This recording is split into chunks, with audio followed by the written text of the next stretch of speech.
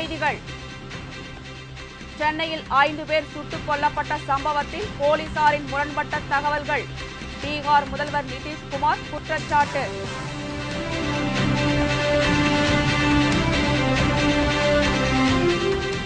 தீவிரவாதத்தை ஒடுக்க மத்திய மாநில அரசுகள் இணைந்து செயல்பட வேண்டும். 10 மாநில முதலமைச்சர்களுக்கு ப. சிதம்பரம் கடிதம்.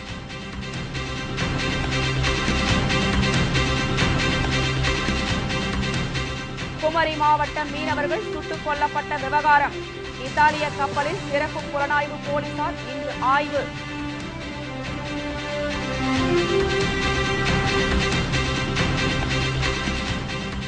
ஜெயலலிதாவுடன் நட்பை புதுப்பித்துக் கொள்ள சசிகலா திட்டம்.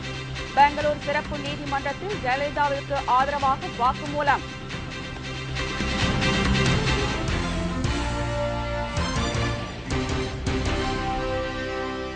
வணக்கம். விரிவான செய்திகள். சென்னையில் வங்கி கொள்ளையர்கள் சுட்டுக் கொல்லப்பட்ட விவகாரத்தில் தமிழக போலீசார் கூறும் தகவல்களில் முரண்பாடு இருப்பதாக பீகார் முதல்வர் நிதிஷ்குமார் குறிப்பிட்டுள்ளார்.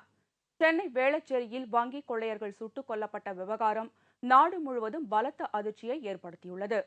குறிப்பாக கொள்ளை சம்பவத்தில் ஈடுபட்டவர்கள் பீகார் மாநிலத்தைச் சேர்ந்தவர்கள் என்பதால் இந்த விவகாரம் அம்மாநில சட்டமன்றத்தில் எதிரொலித்தது. இந்த விவகாரம் குறித்து கருத்து தெரிவித்துள்ள பீகார் முதல்வர் நிதிஷ்குமார், சென்னையில் நடந்த என்கவுண்டர் விவகாரத்தில் கொல்லப்பட்டதாக தமிழக போலீசார் அறிவித்துள்ள பட்டியலில் உள்ள பலர் பீகாரில் உயிருடன் இருப்பதாக தெரிவித்தார். சென்னை போலீசார் குறிப்பிட்டுள்ள பட்டியல் முன்னுக்கு பின் முரணாக இருப்பதாக தெரிவித்த அவர், இந்த என்கவுண்டர் குறித்த உண்மையான தகவல்களை சேகரித்து அறிக்கை தயார் செய்து விசாரணை நடத்துமாறு பீகார் மாநில காவல்துறை டிஜிபிக்கு உத்தரவிட்டுள்ளதாக தெரிவித்துள்ளார். इन लोगों ने बातचीत की कल शाम में ही, कल ही जब हमको मालूम हुआ था, और आज जो लिस्ट भेजा गया है उसको वेरीफाई करने के लिए भेजा गया है। तो सवेरे जो प्रारंभिक रिपोर्ट आई है उसमें से कुछ लोगों के बारे में तो ये पता चला है कि वो व्यक्ति है नहीं, तो इसके बारे में पूरी बात अभी चल रही है, जांच पड़ताल। இதற்கிடையே கொல்லப்பட்ட வங்கி கொள்ளையர்கள் தாங்கள் கொள்ளையடித்த பணத்தை பீகாரில் பதுக்கி வைத்திருக்க கூடும் என்ற சந்தேகத்தின் அடிப்படையில் சென்னையிலிருந்து தனிப்படை போலீசார் இன்று பீகார் செல்ல உள்ளனர். நாட்டின் இறையாண்மையை கெடுக்கும் தீவிரவாதத்தை மத்திய மாநில அரசுகள் இணைந்து அழிக்க வேண்டிய அவசியம் ஏற்பட்டுள்ளதாக மாநில அமைச்சர்களுக்கு உள்துறை அமைச்சர் ப. சிதம்பரம் கடிதம் எழுதியுள்ளார். தேசிய தீவிரவாத தடுப்பு மையம் என்ற அமைப்பை மத்திய அரசு தொடங்க முடிவு செய்து மார்ச் 1ஆம் தேதி முதல் அதில் செயல்பட தொடங்கும் என்று தெரிவித்திருந்தது. இதற்கு 10க்கும் மேற்பட்ட மாநிலங்களின் முதலமைச்சர்கள் எதிர்ப்பு தெரிவித்து வருவதோடு அது மாநில அரசுகளின் உரிமைகளை பறிக்கும் செயல் என்று கண்டனம் தெரிவித்திருந்தது. இந்நிலையில் எதிர்ப்பு தெரிவித்துள்ள 10 மாநில முதலமைச்சர்களுக்கு கடிதம் எழுதியுள்ள ப. சிதம்பரம், இந்த பிரச்சினை தொடர்பாக அனைத்து மாநில காவல்துறை தலைவர்களின் கூட்டம் விரைவில் டெல்லியில் நடைபெறும் என்று, இந்த கூட்டத்தில் தேசிய தீவிரவாத தடுப்பு மையத்தின் செயல்பாடுகள், வரைமுறை மற்றும் அதிகார வரம்பு குறித்து விவாதிக்கப்படும் என்றும் தெரிவித்துள்ளார்.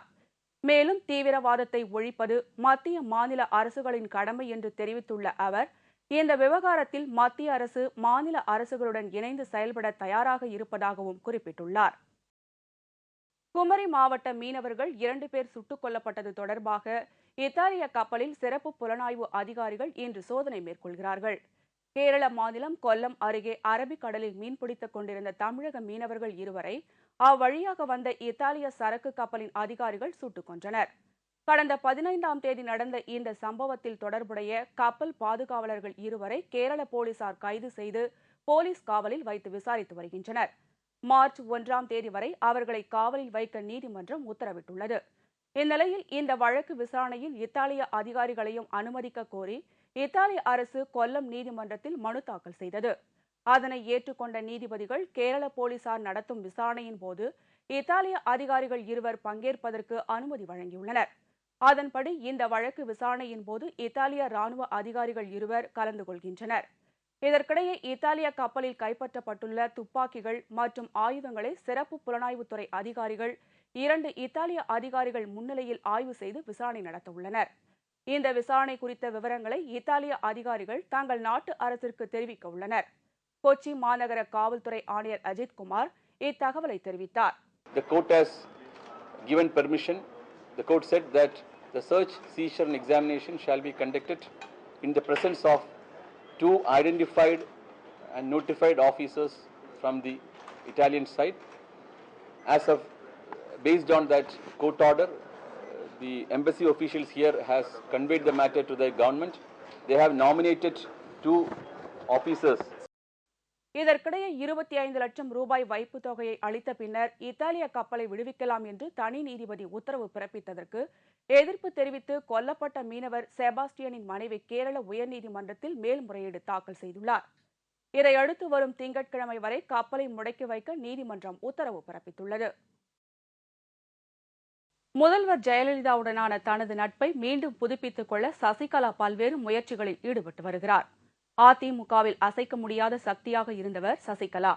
20 வருடங்களுக்கு மேலாக முதல்வர் ஜெயலலிதாவின் நெருங்கிய தோழியாகவும் உடன்பிறவா சகோதரியாகவும் அறியப்பட்டவர்.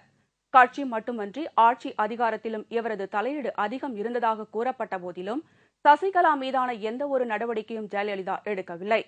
சட்டமன்றத்திற்கு தேர்ந்தெடுக்கப்படாத நபரான சசிகலாவை துணை சபாநாயகர் இருக்கையில் அமர வைத்து ஜெயலலிதா அழகு பார்த்தது உச்சகட்டம். இப்படி அரசியலிலும் முதல்வர் ஜெயலலிதாவின் சொந்த வாழ்க்கையிலும் அதிகாரத்துடன் உலா வந்த சசிகலா ஒரு கட்டத்தில் நிழல் முதல்வர் போல செயல்பட்டு வந்தது தமிழக மக்கள் மட்டுமின்றி இந்தியாவில் உள்ள அனைத்து அரசியல் தலைவர்களும் அறிந்த ஒன்று. கட்டுக்கடங்காத பணம், வானளாவிய அதிகாரம், ஏராளமான புகழ், சொகுசான வாழ்க்கை, முதல்வருடன் தனி விமான பயணம் என்று வாழ்ந்து வந்த சசிகலாவின் வாழ்க்கையில் மிகப்பெரிய திருப்பம் ஏற்பட்டது. சசிகலாவின் உறவினர்களின் அத்துமீறிய செயல்பாடுகளால் அதிருப்தி அடைந்த ஜெயலலிதா சசிகலா கும்பலை ஒட்டுமொத்தமாக கட்சியிலிருந்து நீக்கியதோடு பலரை கைது செய்து அதிர்ச்சி வைத்தியம் அளித்துள்ளார். இந்த நடவடிக்கையால் நிலைகுலைந்து போன சசிகலாவிற்கு மேலும் ஒரு இடியாக அவரது கணவர் நடராஜனையும் தமிழக போலீசார் கைது செய்தனர். எனினும் மீண்டும் ஜெயலலிதாவுடனான தனது நட்பை புதுப்பித்துக் கொள்ள சசிகலா முயன்று வருகிறார். ஆட்சி அதிகாரத்தை அனுபவித்த சுவையை சசிகலாவால் மறக்க முடியவில்லை. ஜெயலலிதாவுடன் எப்படியாவது சேர்ந்துவிட வேண்டும் என்று துடித்துக் கொண்டிருக்கிறார் சசிகலா. இதற்கு பெங்களூர் தனி நீதிமன்றத்தில் அவர் அளித்து வரும் வாக்குமூலமே உதாரணம். நீதிபதியிடம் வாக்குமூலம் அளித்த சசிகலா சொத்து குவிப்பு வழக்கில் ஜெயலலிதா மீதான குற்றச்சாட்டை நிரூபிப்பதற்காக இசையமைப்பாளர் கங்கை அமரனை போலீசார் மிரட்டியதாக தெரிவித்தார். இப்படி ஜெயலலிதாவிற்கு ஆதரவாக செயல்பட்டு அவரோடு சேர்ந்து ஜெயாவை மீண்டும் வம்பில் மாட்ட சசி ஏற்பாடு செய்து வருகிறார். செங்கல்பட்டு அருகே உள்ள பையனூரில் கங்கை அமரனுக்கு சொந்தமான பண்ணை வீட்டை அவரை மிரட்டி ஜெயலலிதா மற்றும் சசிகலா வாங்கியதாக குற்றச்சாட்டு எழுந்தது குறிப்பிடத்தக்கது. உத்தரப்பிரதேசத்தில் தேசிய ஊரக சுகாதார திட்டத்தில் நடந்துள்ள பல்லாயிரக்கணக்கான கோடி ரூபாய் ஊழல் தொடர்பாக மருத்துவர்கள், மருந்து விநியோகஸ்தர்களிடம் வீடு மற்றும் அலுவலகங்களில் உள்ளிட்ட 30 இடங்களில் சிபிஐ சோதனை நடத்தியது. உத்தரப்பிரதேசத்தில் மத்திய அரசின் தேசிய ஊரக சுகாதார திட்டம் செயல்பட்டு வருகிறது. இதில் 10,000 கோடி ரூபாய் அளவிற்கு ஊழல் நடந்ததாக குற்றச்சாட்டு எழுந்ததை அடுத்து சிபிஐ விசாரணை நடைபெற்று வருகிறது.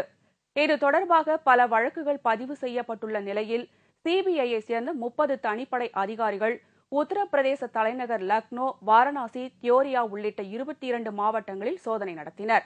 இந்த சோதனையை அம்மாநில சுகாதாரத்துறை உயர் அதிகாரிகள், மருத்துவர்கள் மற்றும் மருந்து விநியோகஸ்தர்களின் வீடு மற்றும் அலுவலகங்களில் நடத்தப்பட்டது. இதைத் தொடர்ந்து செய்தியாளர்களிடம் பேசிய சிபிஐ இணை இயக்குநர் ஜாவித் அகமது இந்த விவகாரம் தொடர்பாக 4 புதிய வழக்குகளை பதிவு செய்துள்ளதாக குறிப்பிட்டுள்ளார். नए केसेस 4 रजिस्टर हुए हैं, 4 नए केसेस रजिस्टर हुए हैं। कुल मिला के अब केसेस की संख्या कितनी हो गई? 12।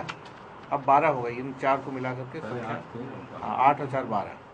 மருத்துவமனைகளை மேம்படுத்துதல், உயர் சிகிச்சைக்கான மருத்துவ உபகரணங்களை வாங்குதல், போலியோ உள்ளிட்ட நோய் தடுப்பு ஊசிகளை போடுவது போன்ற பல்வேறு பணிகளில் பல்லாயிரக்கணக்கான கோடி ரூபாய் ஊழல் நடந்துள்ளதாகவும் இந்த ஊழலில் உத்தரப்பிரதேச மாநில சுகாதாரத்துறை அமைச்சர் மற்றும் அம்மாநில சுகாதாரத்துறை உயர் அதிகாரிகள் ஆகியோருக்கும் தொடர்பு இருப்பதாகவும் சிபிஐ தெரிவித்துள்ளது. 20 से 22 करोड़, क्योंकि अभी हम लोगों ने कुछ जिलों को ही देखा है। करीब लगभग 22 जिलों की अभी इंक्वायरी हुई थी। उसके तहत में जो हमारे सामने आया उसको इन 4 एफआईआर में हम लोगों ने। இதற்கிடையே இந்த திட்ட ஊழல் தொடர்பாக மேலும் பல இடங்களில் இன்று 2வது நாளாக சிபிஐ சோதனை நடத்தி வருகிறது. ஐரோப்பிய நாடுகளின் நிதி நெருக்கடி சம்பந்தமாக வரும் மார்ச் மாதம் டெல்லியில் கூடி ஆலோசனை நடத்த உள்ளதாக நிதி அமைச்சர் பிரணாப் முகர்ஜி தெரிவித்துள்ளார். மேலும் ஐரோப்பிய நாடுகளின் நிதி நெருக்கடியை நீக்குவதற்கு நம்பகமான ஆலோசனைகள் முன்வைக்கப்பட வேண்டும் என்று இந்த நாடுகள் வேண்டுகோள் விடுத்துள்ளன. பிரிக் நாடுகள் என்றழைக்கப்படும் கூட்டமைப்பில் பிரேசில், ரஷ்யா, இந்தியா, சீனா மற்றும் தென் ஆப்பிரிக்க நாடுகள் உள்ளடங்கியுள்ளன. பிரிக் நாடுகளின் மாநாடு ஏற்பாடுகள் காரணமாக நிதியமைச்சர் பிரணாப் முகர்ஜி G20 நாடுகளின் மாநாட்டில் கலந்து கொள்ளவில்லை. அவருக்கு பதிலாக ரிசர்வ் வங்கி ஆளுநர் G20 மாநாட்டில் கலந்து கொண்டுள்ளார். 2G ஸ்பெக்ட்ரம் வழக்கில் ராசா பதவி காலத்தில் வழங்கப்பட்ட 122 உரிமங்களை உச்சநீதிமன்றம் ரத்து செய்த வழக்கில் மேல்முறையீடு செய்வது குறித்து மத்திய அரசு ஆலோசித்து வருகிறது. 2G ஸ்பெக்ட்ரம் அலைக்கற்றை ஒதுக்கீடு விவகாரத்தில் பல்வேறு முறைகேடுகள் நடந்ததை அடுத்து ராசா பதவி வகித்த காலத்தில் வழங்கப்பட்ட சுமார் 122 உரிமங்களை ரத்து செய்ய உச்சநீதிமன்றம் உத்தரவிட்டது. இந்த வழக்கு குறித்து மேல்முறையீடு செய்ய முடிவு செய்ததை அடுத்து இது தொடர்பான அறிக்கையை சமர்ப்பிக்க அரசு தலைமை வழக்கறிஞரை பிரதமர் மன்மோகன் சிங் அறிவுறுத்தியிருந்தார். இதன்படி 122 உரிமங்கள் ரத்து செய்யப்பட்டதை எதிர்த்து உச்சநீதிமன்றத்தில் மேல்முறையீடு செய்வது தொடர்பான அறிக்கையை அரசு தலைமை வழக்கறிஞர் மத்திய அரசிடம் சமர்ப்பித்துள்ளார். BSNL நிறுவனத்தின் மூலம் விற்பனை செய்யப்பட்டு வந்த வைமாக்ஸ் ஒயர்லெஸ் உரிமம் வழங்கப்பட்ட விவகாரத்தில் முறைகேடு நடந்ததாக வழக்கு பதிவு செய்து CBI அதிரடி சோதனை மேற்கொண்டு வருகிறது. இதில் முன்னாள் மத்திய அமைச்சர் ராசா வீடு உட்பட பல இடங்களில் அதிரடி சோதனை நடத்தப்பட்டு வருகிறது. BSNL நிறுவனம் மற்றும் ஸ்டார்நெட் கம்யூனிகேஷன் நிறுவனத்திற்கு இடையே வைமாக்ஸ் சேவை வழங்குவது தொடர்பாக ஒப்பந்தம் போடப்பட்டது. இதில் வைமாக்ஸ் ஒயர்லெஸ் பிராட்பேண்ட் உரிமம் வழங்கப்பட்டதில் முறைகேடு நடந்துள்ளதாக புகார் எழுந்ததை அடுத்து முன்னாள் அமைச்சர் ராசா மீது புதிய வழக்கு ஒன்றை CBI பதிவு செய்தது. ராசாவுடன் நெருங்கிய தொடர்பு உடைய ஸ்டார்நெட் நிறுவனத்திற்கும் உரிமம் வழங்கிய BSNL அதிகாரிகள் வற்புறுத்தப்பட்டதாகவும் தெரியவந்துள்ளது. இதையடுத்து டெல்லி, அம்பாலா, சென்னை மற்றும் காசியாபாத் ஆகிய இடங்களில் உள்ள BSNL நிறுவன அதிகாரிகளின் வீடுகள் மற்றும் நிறுவனங்களில் CBI சோதனை மேற்கொண்டு வருகின்றன. மேலும் ராசாவின் சென்னை மற்றும் பெரம்பலூர் வீடுகளிலும் CBI அதிகாரிகள் சோதனை நடத்தி வருகின்றனர். வேளச்சேரி என்கவுண்டர் விவகாரம், போலீசாரின் நடவடிக்கைகளில் சந்தேகம்.